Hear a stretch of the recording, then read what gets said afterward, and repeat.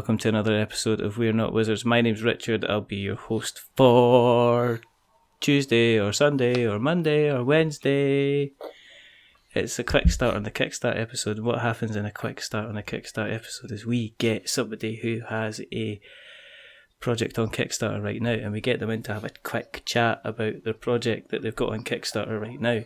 So joining me this evening or this morning, depending when you're listening, because after all it's your podcast, we've got Janice Turner from Wren Games, and Stu's somewhere else, but he might join us later, but he's not aware whether or not he's going to be joining us later or not. So how are you? Are you well? Yes, thank you, I'm very well. Thank you very much for coming on. Well, thank you for having me on tonight. Wait, it's tonight, yes. Or is it? Well, it could be someone else's morning though, couldn't it? It could be, it depends. It could be like yeah, because if you're in, like, say, California, it's just, like, really, really early morning. Well, no, it's not. That's lies. It's 1 o'clock in the afternoon, so there you go. It's really early morning in Australia, if you consider sort of like 9:30 early morning. It's good to start off a conversation about Kickstarter referring to time zones. It is. It's brilliant. It's my favourite topic. We're here to talk about Assembly. We are. Indeed. We're quite sad about Assembly, aren't we? We're extraordinarily sad. Why are we sad about Assembly? So we funded a couple of weeks earlier than I expected, and now I just don't know what to do with myself because there's too much to do. Boo. So it's quite rubbish, though, isn't it? It is, yeah. It's like I'm sitting at my computer staring at the screen, just not knowing what to do. It's like. It's like I've got all these list of things. I thought I had 2 weeks to do, and it's like, no, I haven't anymore. I need to do them now. We're funded. It's real. I suppose we better jump back and say hello to everybody who's listening. Hello, everybody that's listening. The reason that we do this is because there's quite simply, I'm addicted and I can't stop, and I need all different types of help. And the other reason that we do this is because we like speaking to people about their Kickstarter projects. And Janice got in contact with us, was it 4 or 5 weeks ago? It must have been before the expo, anyway, well before the expo. Yeah, it was, I think, before we launched. Yeah. And we've had a chinwag back and forward, and a little bit of mucking around with diaries and timetables, and it's so good to have you here to have a chat. But, I mean, joking aside, Assembly is doing quite well. Yeah. You can't kind of complain. I mean, with the Kickstarter kind of space, kind of being the way it is, with it seeming to being quite busy, were you actually genuinely surprised that you're sitting here with still kind of like a large amount of time left, and you're kind of not only funded, but you're starting to hit stretch goals and stuff like that? Absolutely, yeah. It's our first campaign, and we were absolutely sort of thinking that if we fund, it will be probably just at the break-even point, and that's what we've based everything on, is that we'd probably, if we funded, it would be just about funding. And we've been very pleasantly surprised. But yeah, it has meant that everything's had to be accelerated a bit, as we thought we would have a bit more time to finish various other bits and pieces that we thought, we won't need that until like week 3 of the campaign, and it's right, we need that right now. And then we sort of saw the campaign was going pretty well, so we went to the UK Games Expo, and literally 4 minutes to midnight on the Sunday prior to the thing, we actually booked our stand, which was the last stand that they had, and 4 minutes before their absolute final call deadline.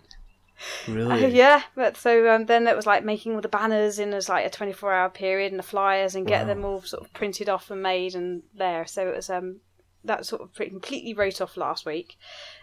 Plus the expo, which then just knackered us all out completely, which is written off the beginning of this week. So it's been absolutely manic. Have you been like kind of getting together, kind of like, has it been like getting the crayons out and the paper and stuff like that to make the banners, or did you already have kind of all that in place? Is it kind of been a bit of a quick get out the markers and stuff like that, the blue tack and everything? Have you been watching my Kickstarter video? I have. Yeah, that was a great bit. That was really fun doing. But But the little stones in there actually were collected by my oldest daughter on a walk that she went on. So those are her stones, which when she watches it, she will point out that those are her stones. Absolutely. All right. Yeah. And did she get them back or? No, I've kept them. Yeah. She gave them to me. So they're now yours. Yeah. That's what you're trying to say. Yes, they are now mine. They're now part of the assembly campaign. That you we'll can always treasure forever. Or sell them on eBay later on if the campaign continues to go the way that it's going. That would be good. I don't think we're for a first time campaign. I think we're doing pretty well. No, I mean you are. I mean, as I say, it's the Kickstarter space for kind of tabletop is always a busy space, and it's really difficult to almost forecast or guess what's going to be doing well and what's going to be kind of getting by. I mean, we had Joseph Chen from talking about Fun Factories on, yeah, and he's another one that's they're doing really really well. And then we've had Mark McKinnon from Wreck and Ruin fame on, and this is I think it's his third time of going on Kickstarter, and this time he's funded quite quickly and he's heading for stretch goals as well. So and it's just you can never tell what's going to do well and what's going to kind of be kind of just slow and steady and kind of winning the race. So it's kind of strange. I mean, as you and Stu, has it been kind of has tabletop been quite a big part of your kind of lives up until now anyway? Yeah, we started playing sort of properly a few years ago. I was trying to think when it was. It was probably about 5 years ago we started sort of properly. We got pandemic, and we just basically had the brainwaves separately. But Stu had already bought Pandemic, and I'd come home one day and said, "Oh, what's all this about board games?" And he said, "Oh, there's one arriving tomorrow." And I said, "Great!" And that was the next few weeks of our life, was basically playing the Pandemic over and over again. And then we got about 2 months later. I think we maybe waited 2 months. I might be exaggerating there. It might have been 2 weeks. We then got all the expansions and started playing those, and that began our journey of, I guess, of modern board games. But we did play them as a kid. I think when we remember back, did you ever play CD Adventure? It rings a bell, but then I am very old, so it could have been last week and I might have forgotten about it, to be perfectly honest. But yeah, that's one that both of us remember playing. And unfortunately, I didn't have any brothers or sisters, so I used to have to play it on my own. Whereas Stu got to play it with his brother. It had a CD, so it was fine. I know, it was awful, but it had a CD you could play, and you could move your little pieces around the board. It was fun. Did it have kind of bits where you stopped the CD when certain things were happening, or were you constantly playing the CD and it just came across with random stuff that you had to do? No, you had to play it at certain points in the game. Really? Yeah, you had to go to certain tracks and stuff. It was great fun. So is it like that atmosphere video thing? Yeah, do you remember that? They had sort of really good atmospheric music on it as well, actually. Oh, right, okay. It was good. Okay. Bye. Okay. So is your board game collection kind of steadily grown? Yes. Over the years? I mean, are you guys... I mean, I see a lot of folk going, well, I collect games, but my partner would rather they all were burned in a fire. And is it doubly bad when you've got two people who are interested in the hobby who are in the same house together? It's even worse when you have three people, of which one of them is sort of coming up 3 in the summer, who is also interested, who has her own shelf. And Stu basically said she's got 2 shelves. She's not allowed 2 shelves. I haven't got space for our games. And so he basically moved all her games onto somewhere else and filled it up. But unfortunately, Really? we just got her a couple more games at the expo at the weekend, so I think they've expanded back onto our shelves. I don't think Stu's not going to be happy. Well, he's put them there. That. His fault. All right, that's fine. Yeah, then. yeah, definitely. You kind of reap what you sow. Yeah, exactly. To be honest, but she's got kind of thing. her own collection of dice and minis, and awesome. Yeah, she loves them. So it's even worse when there's 3 of you interested, and I'm sure Sammy, our youngest, she's already taken an interest in minis and dice, so it's not long there. They're great for chewing. Great for chewing. That's what I was going to say. If you got the meeple shaped teether and things like that, you just get a rubber one and you can stick it in the freezer and then kind of bring it out when she's a bit kind of tetchy. No, you just get, the Geek and Son wooden dice. They're great teethers. Other dice are available. Absolutely. Terms and conditions on events. You know what I mean? The really big. What's she got? Is it D20 or a D10? There's a D's. We've got really big D6s. Oh, that's good. Yeah, and they're great for chewing. Wooden D6s. We've got a few of those around. It's going to be something you're going to be bringing up when they're older. And I remember you cut your teeth on board games. Don't you be walking down that video game thing? Sammy actually cut her third tooth at the Games Expo on Saturday, Sunday. Really? So there were some comments on Facebook about a grumpy baby on the stand. That was because she was cutting a tooth. Aww. I hope nobody said anything. Otherwise, no, they should be... No, they said about grumpy baby, but that she was lovely. So they were being kind about her being grumpy. Well, it should be. Yeah. But I was actually surprised people sat down. Really? Yeah, but no, there people were, and we had a little play area, and we actually had a little friend to play with at one point, so... Oh, that's cute. Yeah. That's always good. That's good. So what kind of games does a 3-year-old like to play? The one we've just picked up recently is Rhino Hero, and she absolutely loves that. Wow. We had a fight over who got to play Backwind tonight. I wanted to play Backwind, but I wasn't allowed. Oh. I was told I had to play Biggie. I wasn't allowed to play Giraffe Boy, who I named Giraffe Girl, obviously, but it wasn't Giraffe Girl, it's Giraffe Boy. But then I agreed to play the hard side, and I could then play Giraffe Girl. Oh, there you go. Yep, there we go. Fine. That was the negotiation tonight. So is that the tower building game? It is, yeah. The Rhino Superhero. Is that? Oh, that'd be so good for little kids. That'd be absolutely fantastic. I've just we just started playing. Well, I've played a couple of games. I mean, my youngest, who's 5, we've already been playing Escape from Atlantis. Yeah. We could have played that over the holidays. The newest one, The Survivor, Escape from Atlantis, so he totally loves that. Okay. And we always play King Domino, so we play that all the time. Okay. So that's pretty kind of good gun. It's good to see that there's games that I can adapt. Yeah. So that they can play. In fact, my 2 eldest, the first board game they played was Pandemic. Wow. Well, I just wanted good. them to know that life is brutal. Yeah, that's true. They'll just. Well, Amelie's played quite a lot of Descent with Stu. All right. Yeah, so she makes all the decisions, and I think he loses miserably. But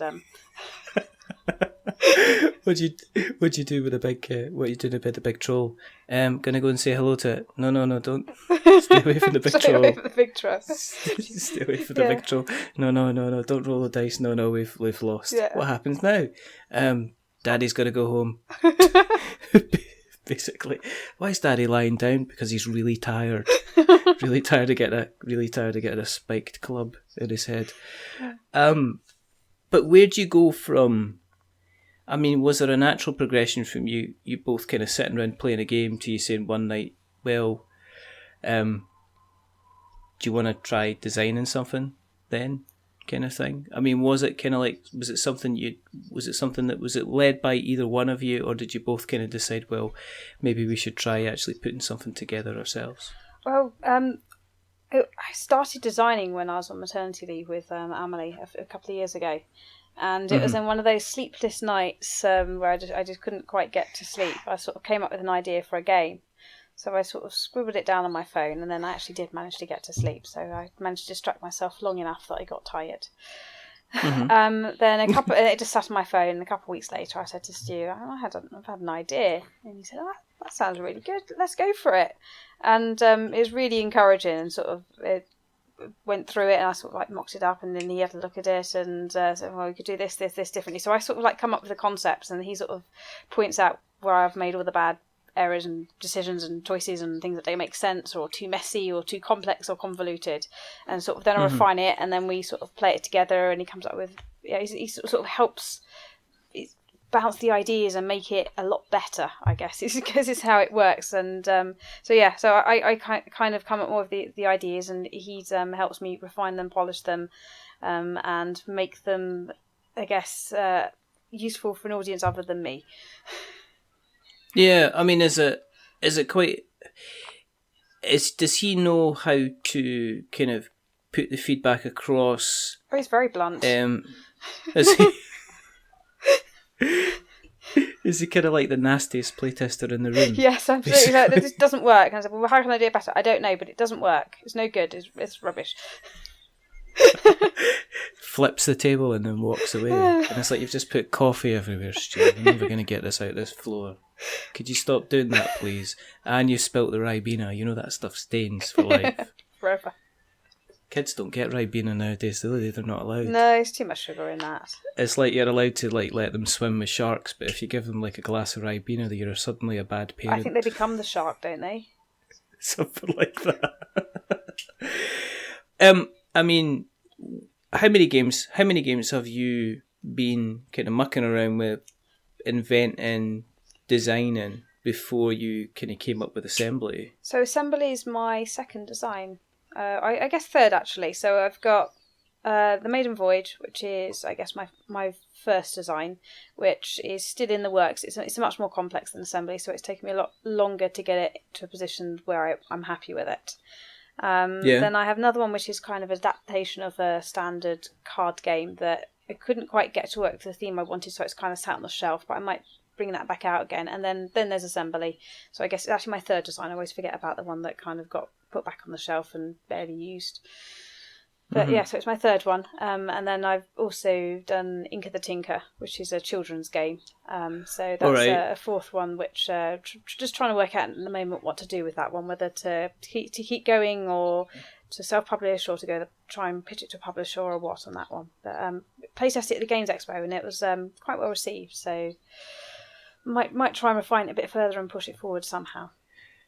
Do you think there's quite a market for kids' games? Because I've said this probably before on other episodes, that you go into like your toy shops and the kind of the board games that are levelled at kids are, you know, have a big pile of snot coming out a nose, or here have a big pile of poo coming out a dog's bum, or all these type of things. And yet I can have a 4-year-old kid playing King Domino and completely understand it. So you think is it that the board games of the mass market are almost like too dumbed down for kids when they could be playing much more complicated stuff? Yeah, I think that a lot of sort of your mass market stuff isn't really sort of the games that is teaching you how to properly. They're just sort of. I mean, I guess they've got their place. They're just a bit of a laugh that's easy to learn and play around with.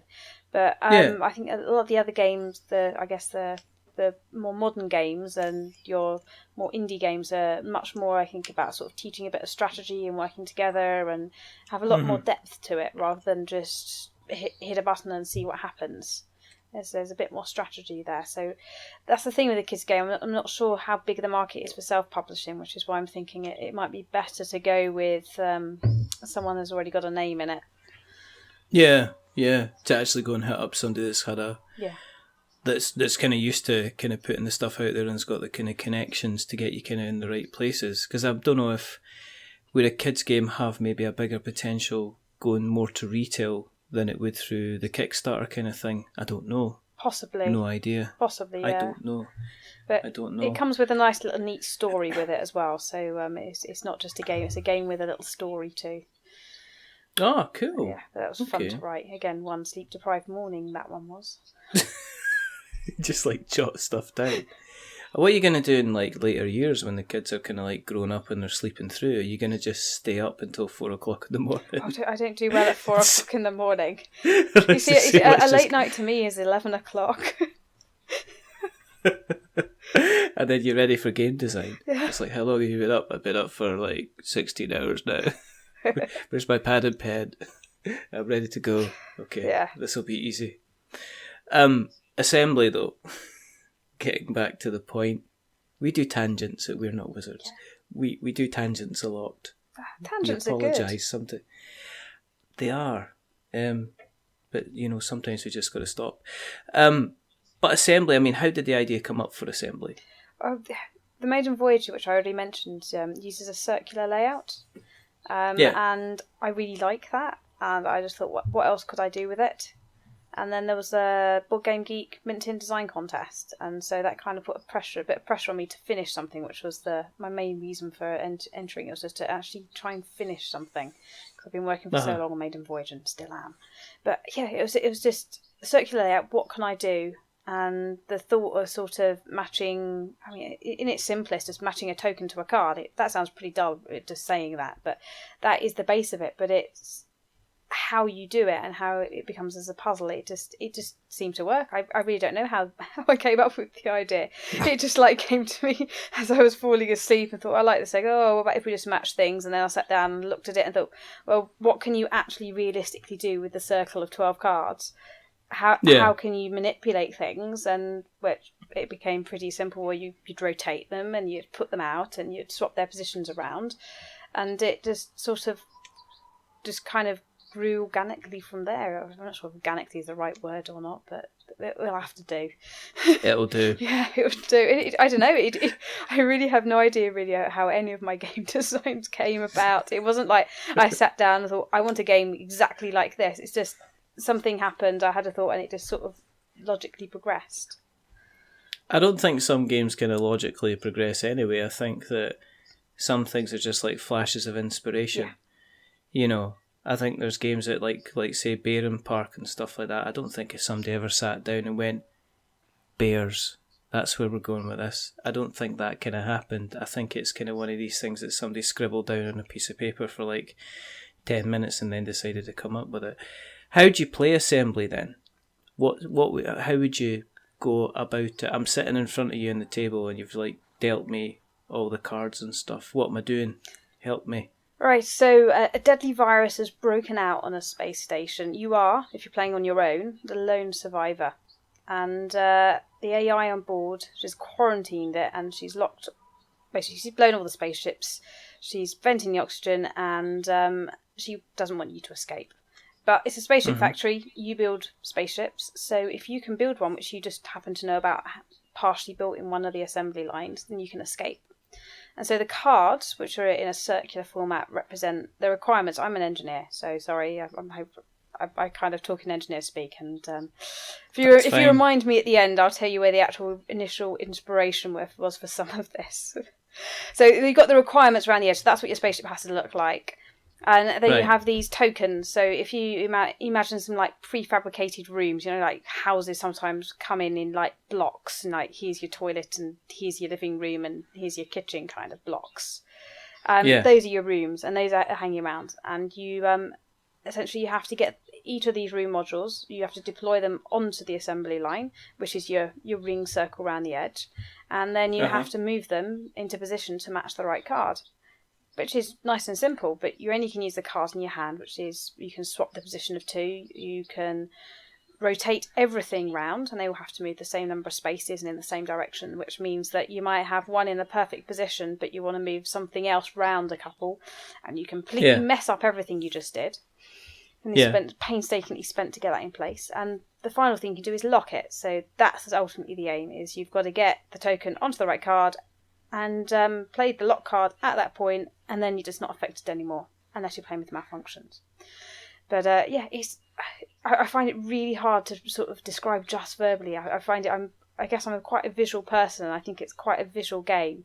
But it's a puzzle. It's very core. It's a puzzle of how you solve it based on your limited, I guess, resources, which are your command cards, because you only can go through the deck 3 times.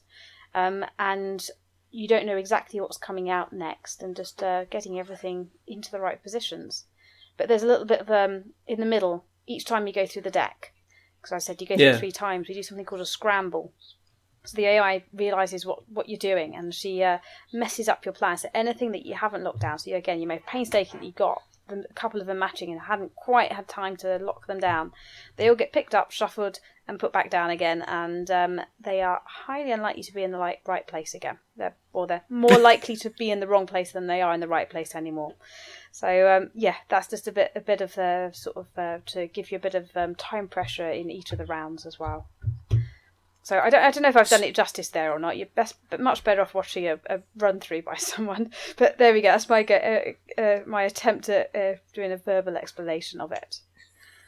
It's just it seems to be one of these games like it's got a very, very simple premise, but the potentiality for it to get kind of quite complicated and for people to be kind of trying to plan moves in advance in order to make the whole clockwork machine kind of work.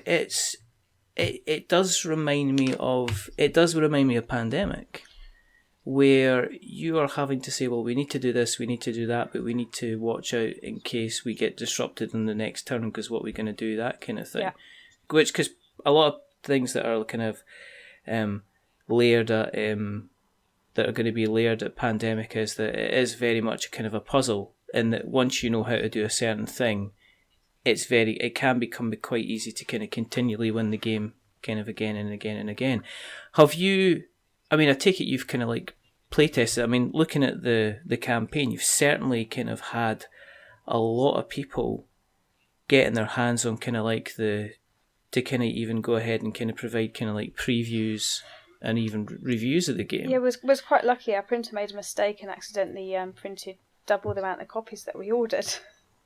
And then just cut them up and gave them to us for free. So we had quite a number more preview copies than we anticipated. So we thought, wow, we might as well use them. And there's some wonderful people out there that was willing to do them, and also offering to send them on to other people for me. So we've got a lot of people looking at it, and also we sort of designed it about 2 years ago. We've been playtesting it on and off for the last 2 years.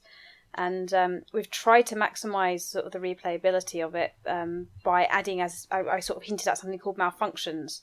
So they sort of change your strategy a bit. So when you lock I call it the corners of the clock, so the 12, the 3, the 6 and the 9. When you lock those, it has a specific effect. And the base game comes with 3 different ones of those, plus one where you can do it without. So sort of you can get to grips with the game without it first. But it sort of then starts meaning order of locking them, and sort of when you actually lock them starts to become important rather than just doing it anyhow. Yeah. And then we've added a little mini expansion which has another 4 sets of those, plus something we're calling glitches, which come out in the middle of the round in your second time through the deck, and the third time, which is again the AI messing with you, which gives you a choice of 2 negative effects. So we've tried to make sure that you're going to get a different sort of puzzle for quite a lot. And even though I've play tested this, I don't know how many times, and even though I'm at the stage that I tend to win most of the time, but not all of the time. I guess you'd hope I'd know how to win, given it's a puzzle, and I've tried to make it that you should be able to win. I still have the satisfaction of winning. I still enjoy playing it, and it's also sort of like, how many cards can I do it with left in the deck? Can I get 6 cards left in the deck or whatever? So we put some scoring in there as well, so that even when you get good, you can see how good you can get. And then anything I took out because I considered it was too hard for sort of the base game, they're all in the rules, so you can make it harder at a later date anyway. If you ever manage to beat it as it is, there's plenty of opportunity to make it even harder. Are you surprised that, you sound surprised at kind of what the game is doing, as in you've kind of designed it and then you've went, it's actually also doing this and this. Are you said you still get the satisfaction of actually beating the game, so does it continually surprise you in how it kind of plays and continues to play, even with the additions and stuff like that? I think I think given how simple it is overall, sort of the concept, the amount of, I guess, different things you can do with it does surprise me, sort of the little ideas here and there, what you can do. One of the backers sort of recently suggested about a different layout, and I thought, I'd never thought of that. And why on earth did I not think about a different layout? That's the simplest thing, but it's just so obvious. And so I think that's something I'm going to have a look at to see if there is any sort of alternative layouts that we could do with it as well. But yeah, it's just a nice little way where you could add and change and just slightly move things around to get quite a different or new experience. But there's quite a slight mathematical element to the game as well. So it's just that sort of moving through and solving a puzzle. I think one of the previewers, I think it was Everything Board Game, compared it to a Rubik's Cube. So if you're sort of there, it's like the satisfaction. You can do a Rubik's Cube a huge number of times, but you still have that satisfaction of completing it. And I can kind of understand that. It is just this satisfaction of completing something, and it's sort of just in a solo game is something you just concentrate and work through this puzzle, and it's just fun to do, and it's like you kind of get in the zone, and it sort of concentrates your mind a bit. The two-player plays a bit differently. That adds in a load of limited communication. So we're trying to get around the quarterbacking by saying, consider the AI is listening to your every word, and she doesn't want to escape. So if you tell her your plan, she's going to stop you being able to communicate. And that's kind of like the premise of it. So you can never reveal your hand. You can never tell the person what you plan to do on your go, on a future go. And you can never instruct the other person what to do on their turn, anything specific. But you can do like general observations. So like, have you seen this one? It's over here. Or we've only got 3 cards left in the deck. Or we're really running short on this or something or other. Is sort of kind of like absolutely fine. But specifics, which really adds a new dimension to the game as well, because then you've got even less information to solve the puzzle. And the 2-player is a bit harder than the 1-player, because you haven't got control. And because you have 2 people solving the puzzle, but they might be solving it in a slightly different way. So the other person might just completely mess up what you're planning to do on your turn. But that's all part of the fun. It's quite good. I mean, you mentioned obviously somebody's come and said, well, have you considered doing the layout? I mean, what's it been like having 450 eyes on the project in terms of the community? Has it been interesting to see kind of like you getting kind of feedback from people who are enthusiastic about the game as well? What's it been, what's that kind of been like? It seems like it's been a fairly kind of positive experience from the review guys, but what about the guys that have been backing it and kind of leaving comments? It's really nice to sort of wake up in the morning, you look at the comments, and it's like, oh wow, great. Can't wait to get this in my hands, and really excited about this one, or getting messages saying, well, I'll never back a project that's below 100%, you're my first, and that sort of thing. And it's like, wow, there's some people that actually really want the game that we've designed. That's like absolutely amazing. It was sort of something that I did just as game design was something for me to do, that was something for me, but Stu obviously gets involved as well. But it was sort of like, I'm sort of my main hobby. He does a lot of the mini painting, and then he then comes in and, as I said, helps me fix anything that doesn't work. But it was something for me to do as my hobby, and to see other people out there enjoying it is absolutely fantastic. It's really, really nice to get those messages. It's wonderful, actually. Yeah, it was nice.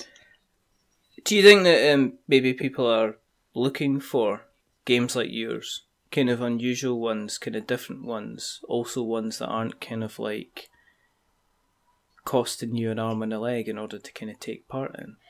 Because there are so many Kickstarters out there, and it's really easy to drop like £1,000 a month and still not touch kind of half the Kickstarters that are out there. But as I said, do you think people are maybe interested in games like yours because they're unusual, it's different, it's unique, it's not just guys on a board or stuff like that? Yeah, I when I designed it, I never really saw it as unique. It just seemed obvious to me. But I mean, people talking about this being unique and new and fresh and innovative, it's like, wow, I've never thought of it that way. And I guess at the price point, we knew that Kickstarter is a tough place to be, and therefore going in with a game at like the £50 mark was unlikely to go anywhere. So it's one of the reasons why we put a lot more effort into Assembly, because I wanted to try Kickstarter was the main thing. I've done a fair bit of project management in my past, and I just thought it'd be a fun thing to try. I enjoy business and business concepts as well as I enjoy game design, so even the business side of it is a bit of a hobby to me. So yeah, it's just surprising that I guess the reception it's had, but one of the reasons to go the low price point was more that people then don't have to take as big a risk on us, and that was always our concern about new designer. How do you get someone to take a risk on you? Yeah, you can have a great idea, but have a great idea and it not cost them too much financially means that it's probably even better that way. So I guess we had the right mix there of a good idea and not breaking the bank. But yeah, It seems to, but No, that doesn't mean that we weren't absolutely terrified about whether we was going to fund or not, and having the lowest price point meant we needed to get a lot more backers in order to sort of cover our costs and that side of things as well. So when we sort of did the calculations and thought, well, we need about 450 backers to break even, we thought, how on earth are we going to manage to get that? But we seem to be, which is amazing. Is it still? It must still be a bit kind of wake up and go, oh, we're going to make a game now. Yeah. Because it'd be easy to kind of like not sit up and go, well, we tried. But we're small. This is our first game, and and it was raining yesterday, so it's fine. Everything's good. But you're kind of in the situation where are you kind of like having to look at different stretch goals then? Is it like a serious consideration? Because you said, oh, well, where we are now is our break-even point. So do you have all the stretch goals kind of planned out, or are you actually having to sit there and say, Stu, we need to maybe kind of look at a few things? Well, we had some other sort of ideas, but we thought, well, we'd never get there. So, well, we've got a rough idea of costs, and if we get there, then we can just look them up at the time. These are the sort of the things, like I said, we thought we had another couple of weeks to worry about. And, now it's like, we need to do this now. Quick, before we need to put this up, we have to do this now. We haven't got 2 weeks to work this one out. We've got to get it sorted. So there is us sort of a bit now running around a bit panicked. Like we've got these ideas, we've got the basic of it's there, but right, we've got to finish it.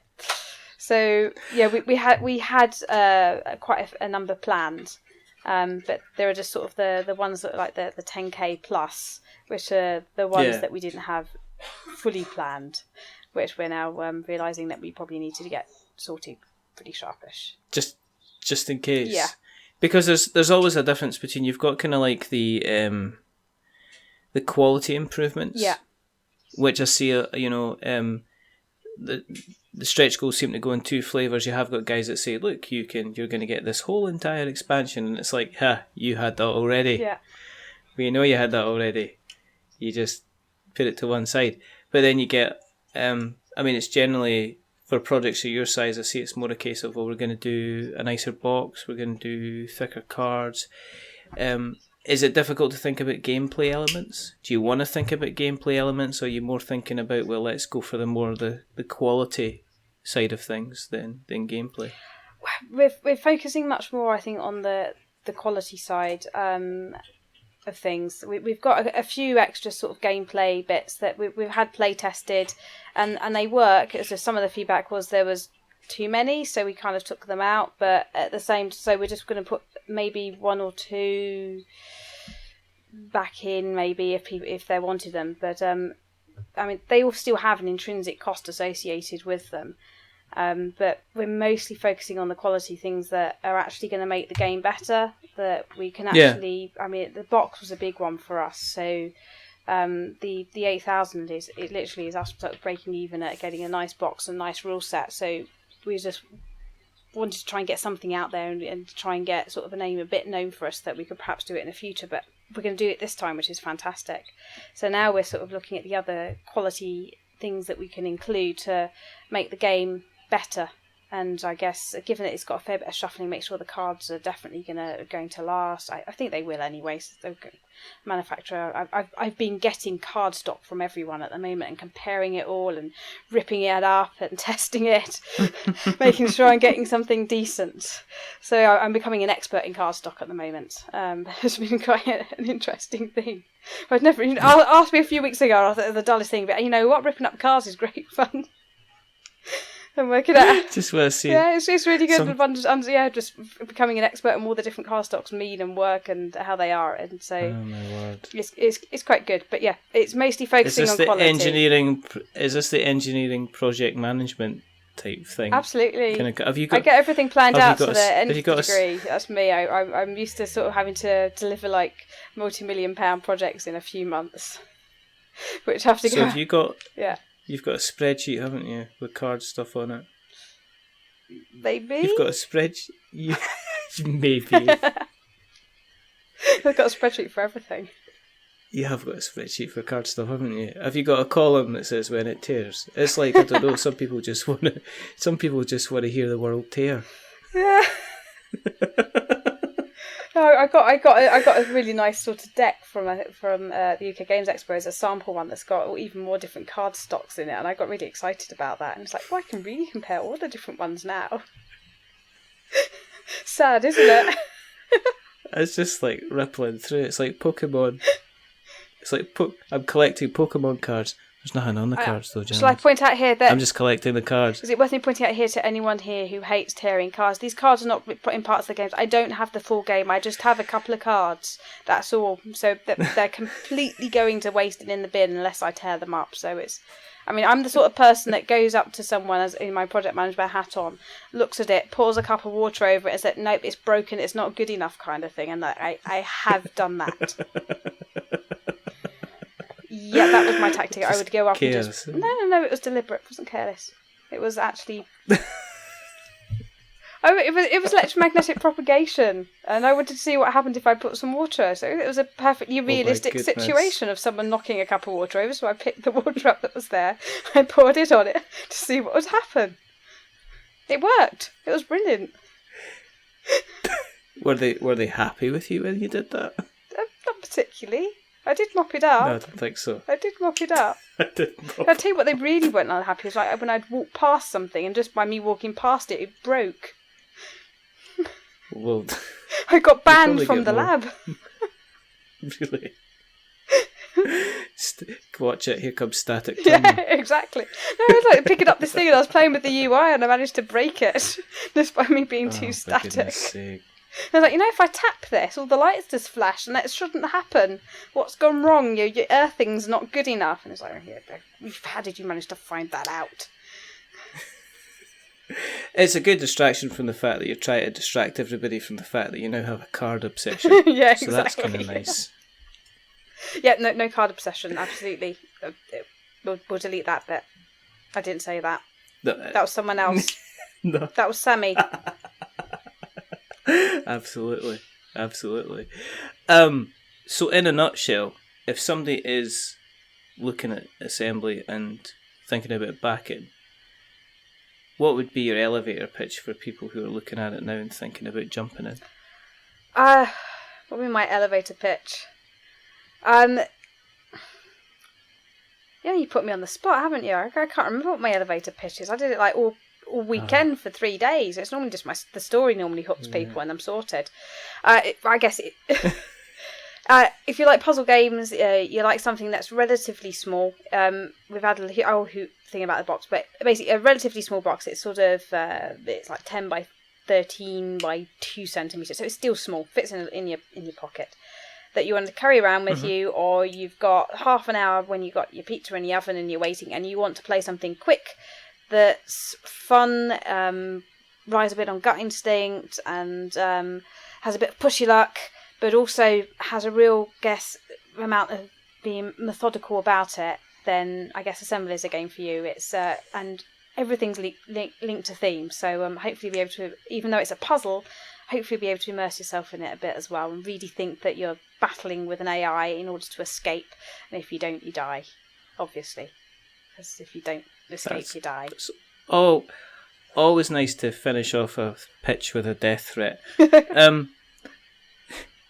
But you can see how dead you are as well. It's not just you die, you can see how dead you are, and there is one that basically says that you were pretty rubbish. I word it slightly nicer than that, though. It just says something like poor attempt.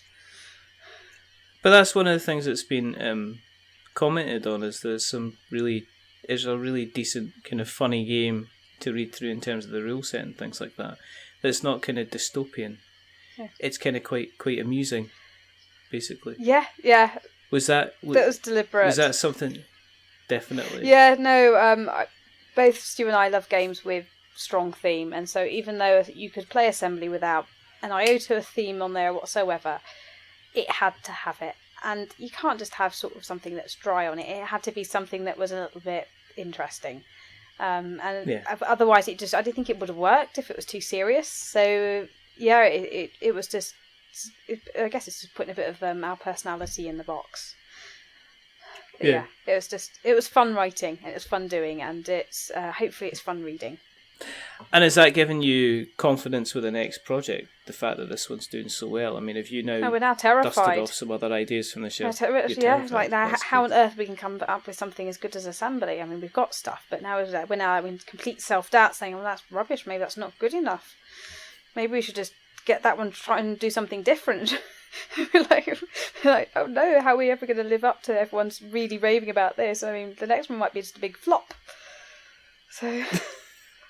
Should maybe do something about quality control in a project management situation and an ability to the person that's got the ability to muck up as many projects as possible using a range of things from static charge to a cup of water. Yep, a cup of water's a great one. I could just pour that over my other game and then say, it's no good, the last prototype is damaged, we'll have to start again.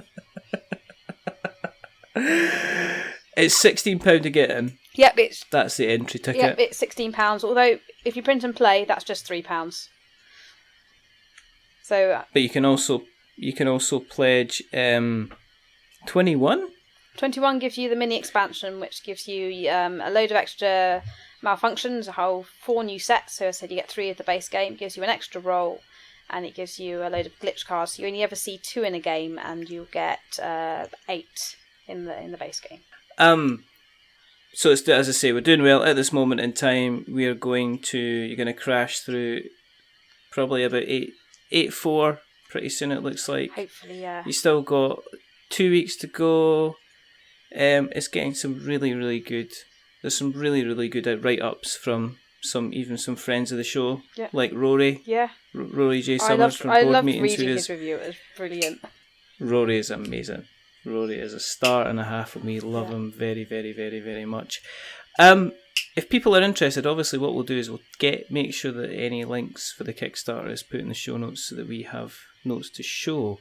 But where can we find you on the interweb nets? You can find me on Twitter. So my account is @Dravin, DRAVVIN, but we also tweet through Wren Games. Depending if you want just updates about game, go for Wren Games. If you want the occasional baby picture and game pictures and that sort of thing and random stuff, then follow me too. Also, we've got a Facebook page, which interestingly, it seems you can't rename Facebook pages, so we're stuck with an old one. So it's / The Maiden Voyage BG, which is the first design that I was pushing, which maybe we'll get it finished. Maybe that'll be next year's Kickstarter project, you never know. Or on Instagram, Wren Games, and a website is wrengames.co.uk, and that's Wren with a W, so like the bird. So WREN games.co.uk. Excellent. Well, as I say, we'll make sure that all these links appear in the show notes of the episode. Thank you. If you want to keep an eye on what we're up to, then go to the Googles, search for We're Not Wizards. Do not search for wizards, because you just end up in a world of trouble. No wizards here. Regardless of what the rumours are saying and what certain people are saying about me being a wizard, you know who you are.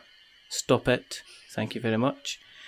Go to Google, search We're Not Wizards. You'll find us at a plethora of places on Twitter and Facebook and all different types of things.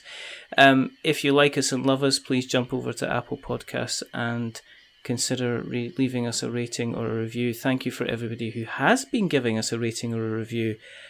We are basically, we're now beating the knitting podcast, but the My Little Pony one is still 2 steps ahead of us, so we need those more ratings and reviews to just knock that little pony out into its paddock. If you are going to give us a rating or a review, remember, don't give us 10 stars, because it makes me big-headed and arrogant, and we don't need that. But don't give us 1 star, because it makes us cry. Give us 5, because it's in the middle, and it's average, and we're a little bit average. But the person who's not been average tonight is the rather wonderful, rather fantastic Janice Turner from Wren Games. Thanks for coming on. Thank you very much. And we have a sleeping baby now. Really? Yeah. Oh, that's good. There we go. We can talk really loud. No, we can't. No, Don't do that. Don't. Please no. I could shout. Well, fortunately I've got earphones in, so you can shout as much as you like. You'll just deafen me. We could sing the outro music like really, really loudly now. there's no. Thank you very, very much for coming on. It's been fun, and I wish you all the best with the rest of the campaign for Assembly. There's only 2 more things to do. Yeah. The first thing is to remember that we are many things, but we're not wizards. Are we wizards, Janice? Definitely not. No. We are running about in a circle, trying to get our parts together so we can get off this horrible spaceship before this computer decides to do something interesting with us. Yeah. And the second thing is to say goodbye. So, say goodbye, Janice. Goodbye, Janice. Every single time. And it's a goodbye from me. Remember, stay safe, roll 6s, and check out Assembly. Unless you're in Assembly, you might want to roll a 12 occasionally. Unless you're in Assembly, you might want to roll a 12. But until the next time, goodbye.